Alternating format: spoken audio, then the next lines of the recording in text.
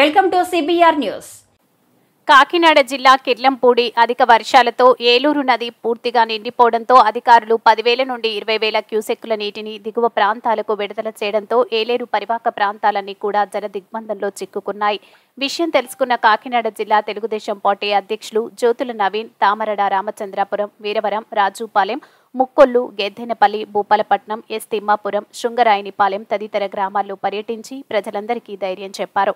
ఈ సందర్భంగా ఆయన మాట్లాడుతూ ప్రజలందరూ జాగ్రత్తగా ఉండాలని, మొన్న విజయవాడలో వరదలతో ప్రజలందరూ చాలా ఇబ్బందిగా గురవడం జరిగిందని, దాన్ని దృష్టిలో పెట్టుకుని ముఖ్యమంత్రి చంద్రబాబు అది సాలతో ఎమ్మెల్యే జ్యోతుల నెహ్రూ ఆధ్వర్యంలో అధికార యంత్రాంగాన్ని అప్రమత్తం చేయడం జరిగిందని, ముంపుకు గురయ్యే ప్రాంతాలను గుర్తించి ముందు జాగ్రత్త చర్యలుగా వారిని పునరావాస కేంద్రాలకు పంపించాలని, వారికి అన్ని సౌకర్యాలు కల్పించడం జరుగుతుందని, ప్రాణ నష్టం జరగకుండా ఏర్పాట్లు చేస్తున్నామని అన్నారు.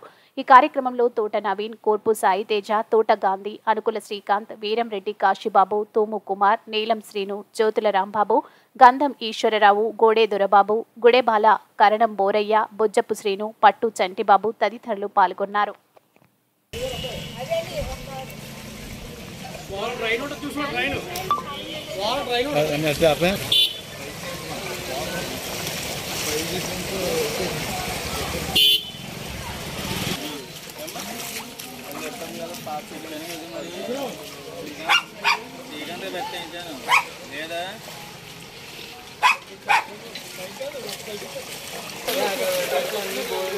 మధ్యాహ్నం పోయి కూడా అక్కడ పెడతాను.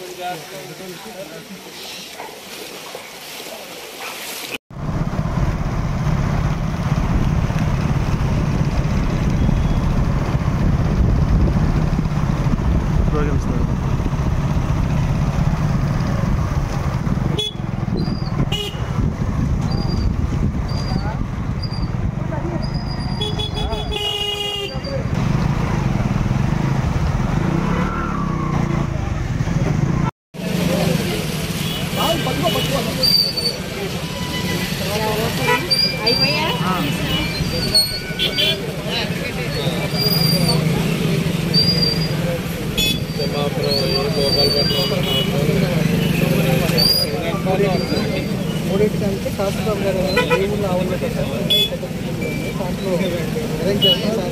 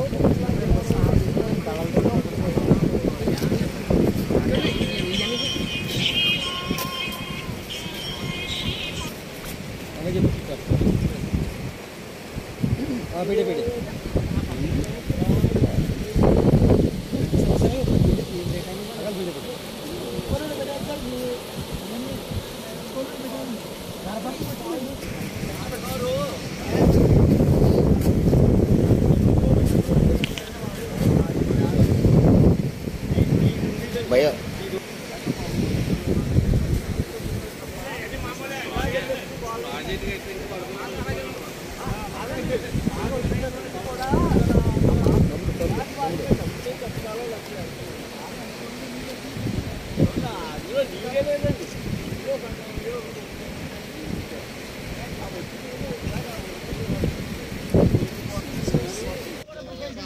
అందరూ కూడా జాగ్రత్తగా ముందు జాగ్రత్త చర్యలు తీసుకోవాల్సిన అవసరం ఎంతైనా ఉంది. ఎందుకంటే మనం మొన్నే చూసాం విజయవాడలోని ఎంత నష్టం జరిగిందో. ఆ నష్టం మళ్ళీ జరగకుండా ఇక్కడ ఉండాలి అంటే ముందు జాగ్రత్త చర్యలు అందరూ కూడా తీసుకోవాల్సిన అవసరం ఉంది. ఎందుకంటే ఏలేరు ప్రాజెక్టుకి ఇన్ఫ్లో చాలా ఎక్కువగా ఉంది. రమారమి మనం 10-15 క్యూసెక్లు వదులుతారు అనుకుంటే 30 పైన క్యూసెక్లు వదిలే అవకాశం ఉంది. కాబట్టి దాని ఎఫెక్టెడ్ గ్రామాలన్నీ కూడా ముందు జాగ్రత్తగా వేరే ప్రాంతాలకి, ఎత్తైన ప్రాంతాలకు వెళ్లాల్సిన అవసరం ఉంది. ఎందుకంటే పాత ఇళ్ళు ఉంటాయి, మట్టితో కట్టిన ఇళ్ళు ఉంటాయి, పెంకిటిళ్ళు ఉంటాయి. కాబట్టి ఆ నాని ప్రాణ నష్టం కలగకుండా ఉండాలి. అలాగే ప్రతిదీ కూడా ముందుగా తీసుకున్నట్టయితే మా గవర్నమెంట్ అన్ని సదుపాయాలు జ్యోతినగర్ గారి ఆధ్వర్యంలో చంద్రబాబు నాయుడు గారి ఆదేశాల మేరకు అన్ని సదుపాయాలు కూడా సమకూర్చడం జరుగుతుంది. ఏదైతే ఎత్తైన ప్రాంతాలు ఉన్నాయో స్కూళ్ళు కానీ లేకపోతే ఇతర కమ్యూనిటీ వాళ్ళు కానీ అక్కడికి ప్రజలను తీసుకెళ్లి వాళ్ళకి సకల సౌకర్యాలు కల్పించే విధంగా అన్ని చర్యలు కూడా తీసుకోవడం జరుగుతుంది. ఆర్టీఓ గారు అన్నీ తిరగడం జరుగుతుంది.